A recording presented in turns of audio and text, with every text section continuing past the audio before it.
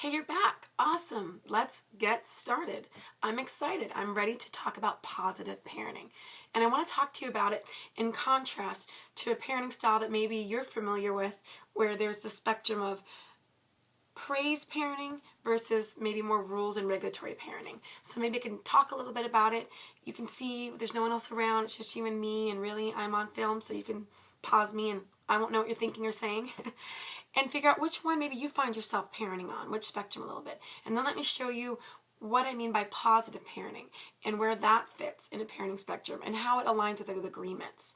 See, in order to have agreements, which are your expectation, your core values that you really want to instill in your children, or in my case, even in my classroom, that you believe are important and need to be followed for either safety or social or emotional well-being. These are your core values, but you're going to present them now through your agreements, but you're going to present them in a way that's a positive way. And the most positive way to present them, that you're going to find the best reception from children where they even want to participate in these agreements. Yeah. Go figure that one, huh? Versus, say, in the rule-based ones, which you kind of run from. I mean, think about it. Rules are usually stated as don't. Don't hit. Don't kick. The no's. No running, no jumping, no spitting, no yelling. That's usually where rules come from. To me, it's a very dark place. It's very negative. It's very enforcer type. So I've found that it creates children, for the most part. You'll find that children tend to feel like they're kind of walking in the dark and they're just trying not to hit anything, not run into anything. It's a very much a, don't do this, okay, don't do that, okay, don't, well then what do I do? You've really left me open-ended there. Okay, I get what not to do. And it's like, now the child has to figure out what to do. Well, what if you could be really clear about what it is you want and your expectations are and your agreements are with your child? Well, that's what positive parenting is about. Because there can be the other spectrum. I want to bring you to the other side before we hit here. But you can hit the other spectrum of praise parenting. And where you're overly praising your child for everything they do. They think they can do no wrong. Here, all they feel like they can do is wrong. Here, all they can do is right. And maybe just even more often than not, you kind of overlook the little things. Oh, they don't know any better. You make excuses for the behavior. And when they do really well, you're just clapping it up and you're taking out that paper and saying, look at my child did. It's fantastic. That this is a Picasso that they painted. I'm going to hang it up on the wall. I'm going to sell it on eBay. We're going to become millionaires. Or your child kicks the ball and it lands in the goal. And that's it. They're the next best soccer player in the world, and I'm going to get you every lesson, and you're going to be incredible. And there's this false expectation you're putting on this child for greatness, and it's not that they're not great, but their greatness is defined by what you're saying makes them great versus them understanding what makes them great, versus an internal regulation. They're getting it externally. Both of these are very external regulations. This is fear, external, and this is praise, external. And you're like, well, that's better than this one, right? Well, here you end up with a child that's a people pleaser a lot of the times. A child who doesn't really know who they are or what they want. They're more susceptible to peer pressure because they feel like their job is to please other people. They don't really know or necessarily understand how to think for themselves in a lot of situations, and that can get you into trouble. Here you tend to want to rebel, and if you're not scared to do anything, then maybe you get mad about everything because all you felt is anger. And so let's bring it back here. Or have you ever really felt here? I was going to say too is kind of restricted. You don't really know what you can do, so it's hard. You just kind of, some people rebel against the world and do whatever they want because they've never been allowed to do anything.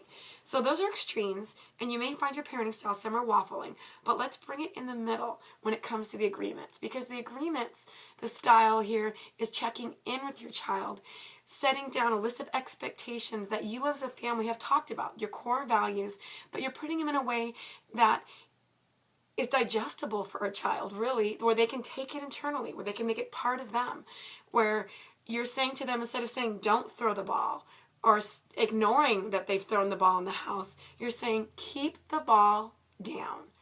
Take the ball outside if you want to throw it. You're giving them information, and you're giving them even choices. And they can be forced choices, which if a child's playing rough, you can say, you're using your hands roughly. Be gentle with your hands. Stop your body. And then redirecting the behavior if you need to, saying, let's go get a ball and kick it outside, or maybe you need to play a little bit of baseball. Let's get your bike out. I'm seeing that you have a very big body, so you're making an observation. Your body's really large right now, and we need you to slow your body down a little bit. So maybe you go and grab a book and read with them. Help them figure out how to regulate with how they're feeling. Help them figure out what it is that they want, and you can do that by asking questions. Are you frustrated about something? You can make an observation. I see you have a toy in your hand, and you're about to hit your brother with it. I'm going to stop you, but tell me, what happened? And they know that you care. You're checking in with them.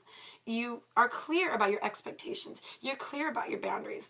We are going to be kind with our bodies. We're going to be safe with our bodies. You can talk about your feelings. When you do this, it makes me frustrated. Please stop.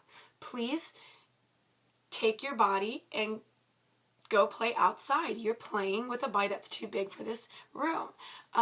Things like that. You're giving the child clear direction. They understand what it is that's expected of them. It's not ambiguous to them. And really, you're helping them, you're helping them understand by giving them information about the situation, about their role in the community and what they can do to participate in a positive way. So that's what I mean by positive. When you're setting up your agreements, set them up in a way that they're clear, that they define what it is the expectations are. The expectations are realistic. Remember, we want expectations that are realistic, not idealistic. You want to meet your child where they're at that age developmentally, what it is that they could truly do in that moment. I'm not going to ask a 2-year-old to sit there and explain to a 4-year-old, why they were going to whap them with a toy, unless they use real simple 2-year-old language like, I'm mad, I'm frustrated, I'm angry, if that's where their words are.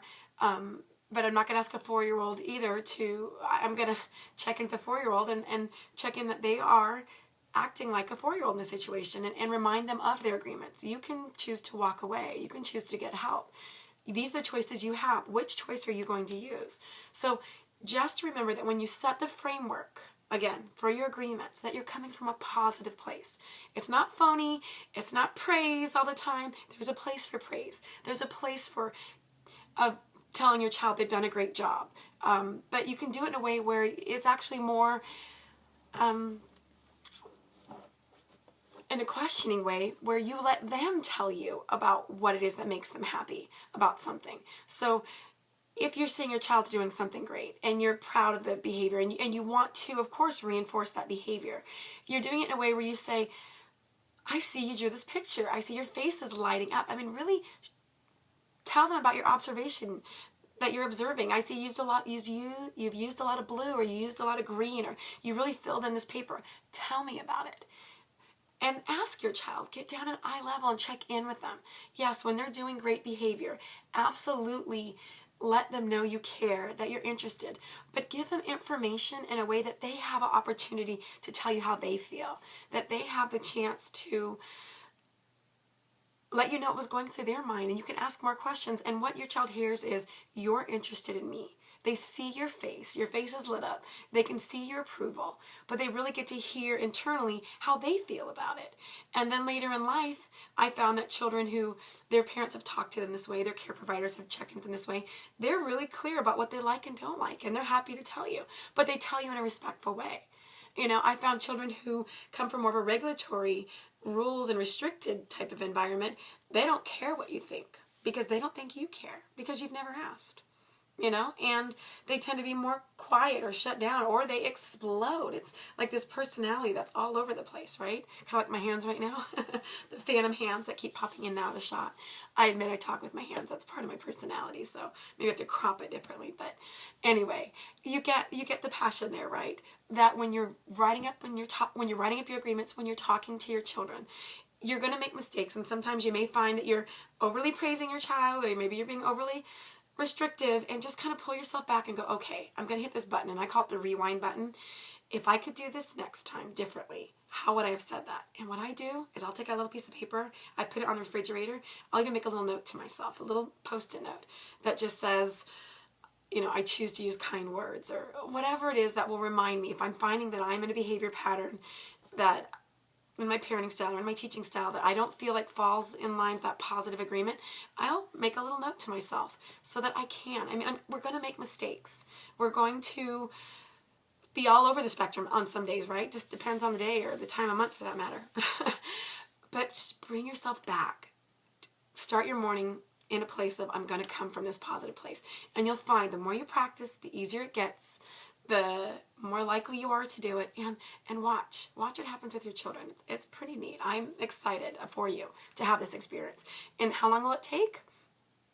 You know what? It's worth it, however long it takes, right? And will your kids ebb and flow? Will they go back in their personalities and traits? And will things frustrate? And will they have great days and bad days? Absolutely. But you know what? It's a learning curve. And just understanding that that's part of the process of parenting too. But not shaming and blaming a child for that learning curve, but realizing that's just part of who they are and part of their journey. Okay, so now we're going to be on to now we're going to go on to the next part, which talks about talking with having age-appropriate expectations and simply stated expectations. So can't wait to talk to you about that. All right, see you in a few. Bye.